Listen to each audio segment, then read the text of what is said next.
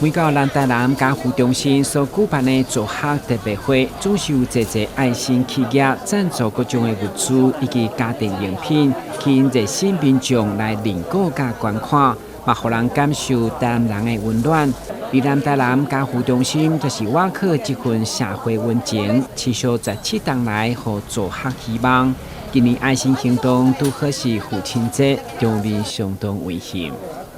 每一年在我们台南邮局义卖成效，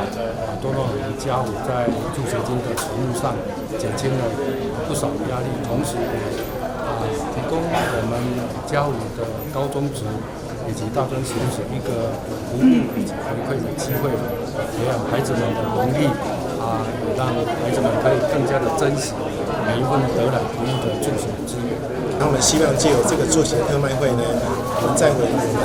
南台南家福中心筹募，在今年9月开学前的820万元的助学金加一把力。那希望说各位我们台南的父老乡亲兄弟姐妹们，如果您在今天8月8号父亲节这一天，跟明天8月9号的时间可以，欢迎您到台南邮局所属的成功、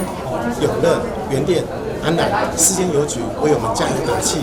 但邮局目前无想提供场地甲赞助物品，已经第15档。互南台南家福中心目前扣除疫情期间，平均拢有20万到40万不等的收入，减轻家福筹募学费的压力。中华邮政这个善尽社会企业的责任，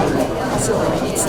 很努力在推行的，所以我们很开心今天免费提供场地，那也很开心看到这么多的场面，这么多的人参与。做客艺术会当中，有种树精油手作业者来现场摆搭，要民众体验塔卡红棍的放松，同时将所有收入捐予南台南家福中心来尽一份心力，也为特别会增加人气。那我们当初会做这种头疗的话是，大概是可以教自己可以自理。那当然教他们的部分，我们就把这个捐款大概200块左右，把它捐出去做公益。今年9月开学，南台南家福中心将筹募820万，要提供750位弱势学生就学，也邀请大家持续来关心。咱的新闻，阮是采访报道。